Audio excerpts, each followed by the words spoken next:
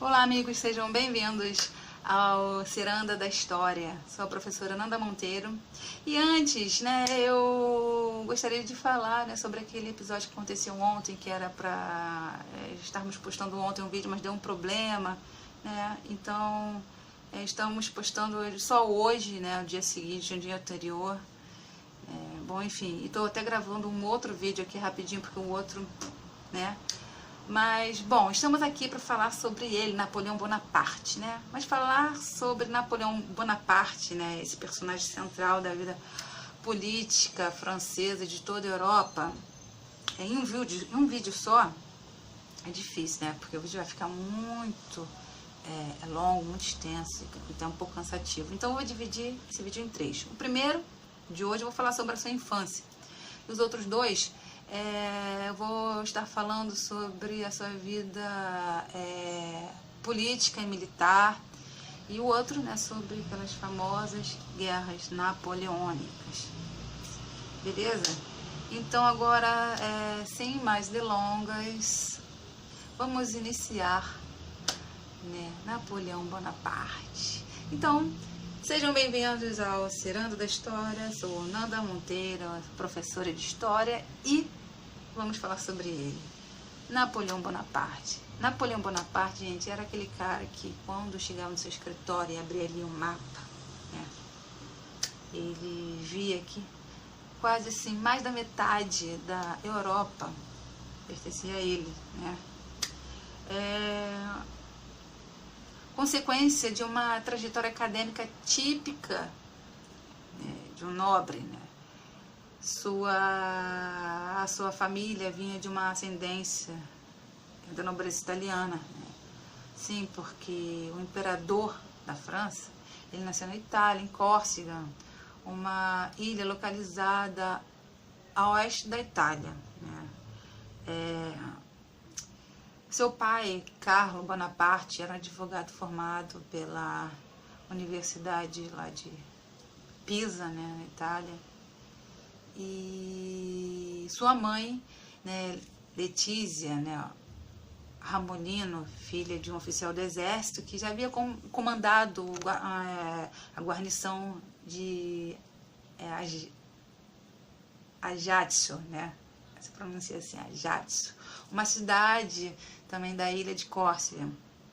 Então, ele foi criado de uma família bem estruturada, cercada com muito amor, segurança, porque os seus pais gostavam muito de criança. Tanto gostavam que tiveram 13 filhos. Mas, infelizmente, a mãe de Napoleão perdeu 5 desses 13 filhos, e Napoleão era o segundo filho mais velho dos 8 que sobreviveram. Napoleão ele foi alfabetizado em italiano, mas sua cidadania era francesa. Nessa época, gente, Córcega tentava se tornar independente, independente de Gênova. É também uma cidade italiana, é uma das mais antigas da Europa. Até que os genoveses, gente, venderam Córcega. Os genoveses venderam Córcega para a França. Seu pai detestava, não gostava do governo francês, porque o governo francês cobrava tributos altíssimos dos corsos, e reservava ali, malandramente, os melhores empregos para os nobres genoveses. Então, o francês se tornou a nova língua oficial, de Córcega. Até então, Napoleão se chamava Napoleone. Vocês sabiam disso? Napoleone. A título de curiosidade, Napoleone era um Marte egípcio que sofrera muito lá na Alexandria, governada por Diocleciano, imperador romano. Então, a partir daí, os franceses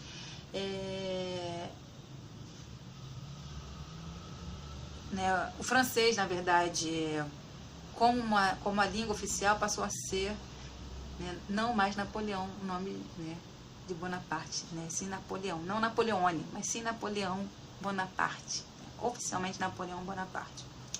Bonaparte, gente, significa boa parte, E os Bonaparte ensinaram a seus filhos a acreditarem, né, que o princípio da honra era mais importante que o dinheiro, né, e que a coragem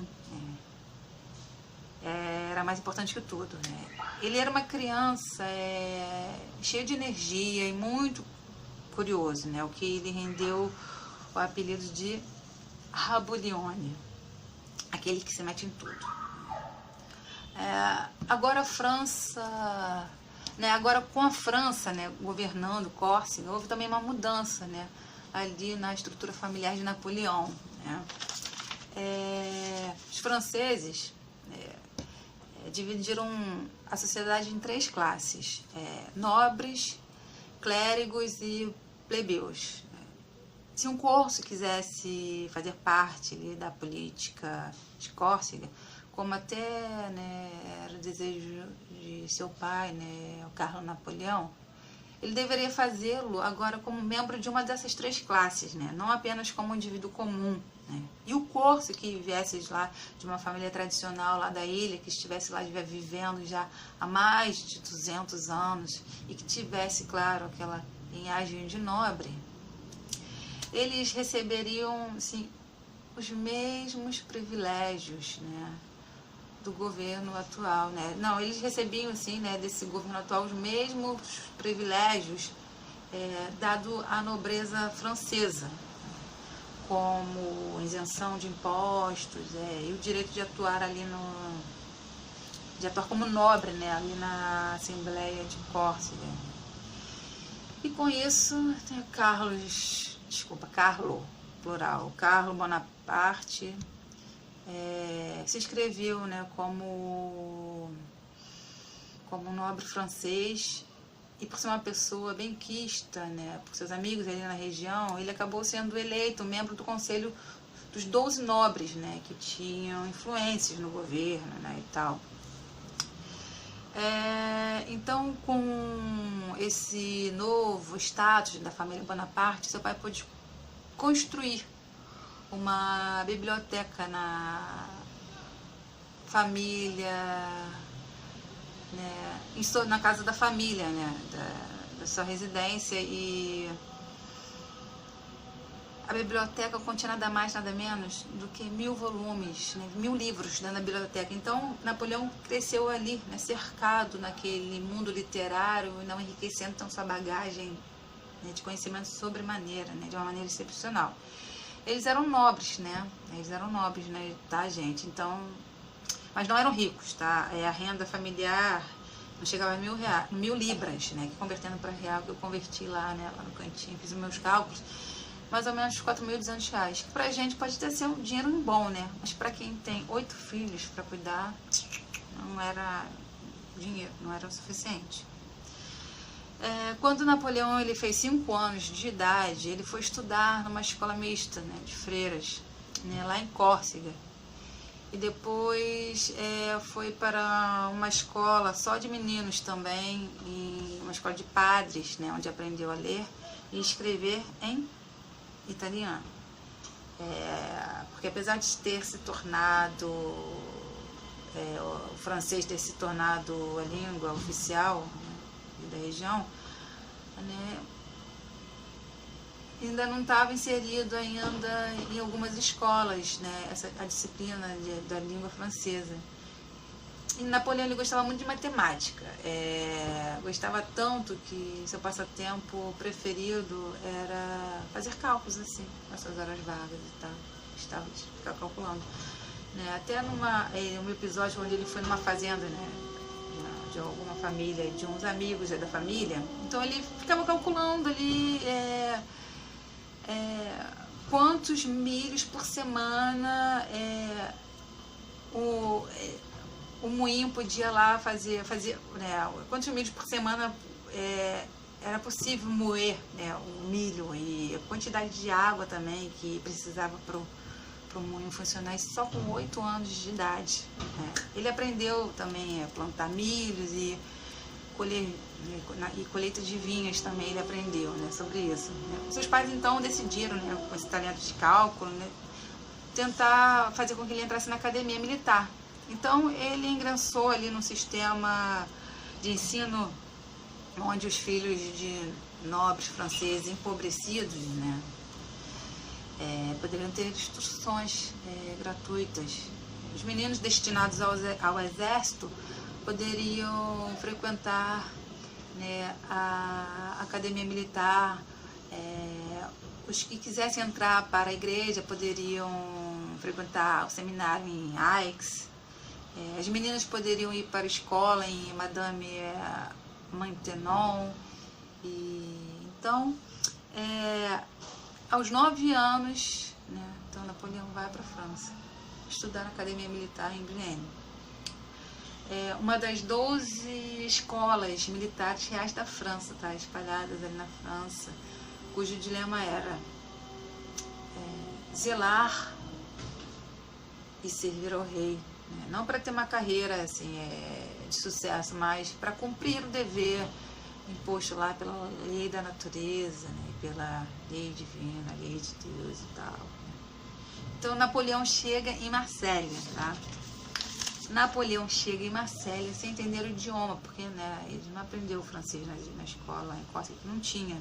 Mas o seu pai sabia francês, então ele ajudou lá, né, o filho, né, como tradutor, né, ajudando ele no idioma. Sua primeira tarefa foi aprender francês, que era o idioma da França instruída, né, a grande língua universal, né, como fora o latim um dia aí, né. Como ele não tinha a habilidade de memorizar e reproduzir sons, né, sentiu muita dificuldade para aprender o francês, mas aprendeu, né? Sem conseguir tirar aquele sotaque ali italiano, mas ele também não era bom em soletrar, né? Ele errava, né?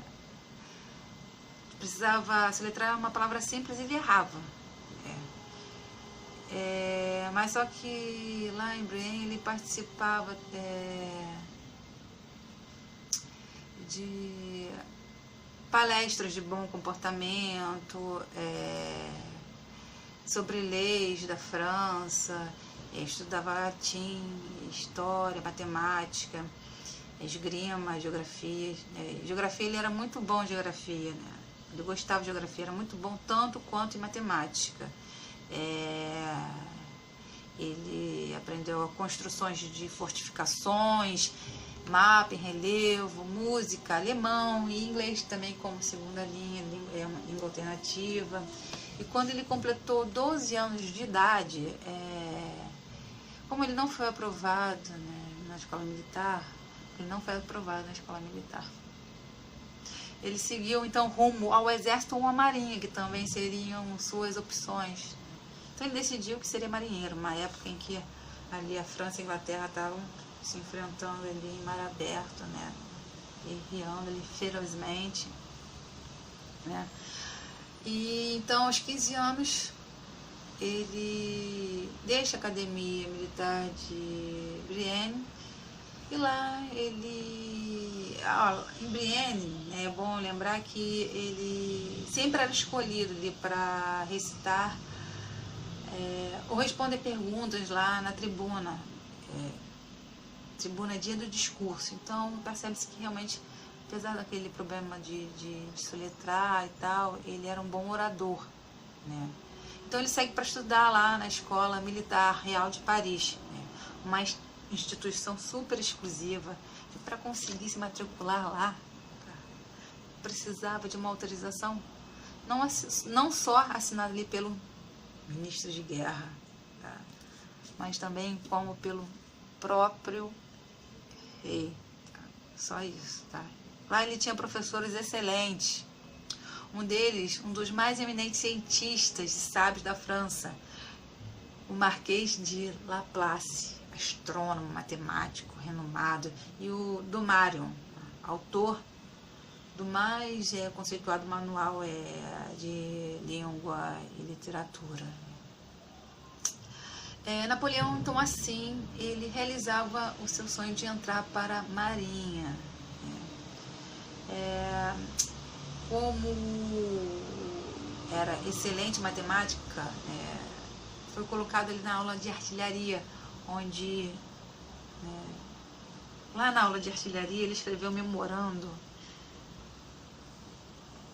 para um ministro de guerra, né, falando sobre um assunto super trivial, sobre a educação da juventude espartana, né, sugerindo que esse exemplo fosse seguido, né, nas academias da França, uma coisa assim básica. Para se ter uma ideia da sua aptidão para a vida militar, um cadete normalmente, né, termina um curso, termina o curso que tem período de 2 anos, ele teria que estudar esses 2 anos para concluí-la, né? Principalmente o curso de artilharia, que era um curso muito difícil. Napoleão, ele precisou só de 1 ano, de 12 meses, né, para concluir o curso, né, por conta do seu desempenho. E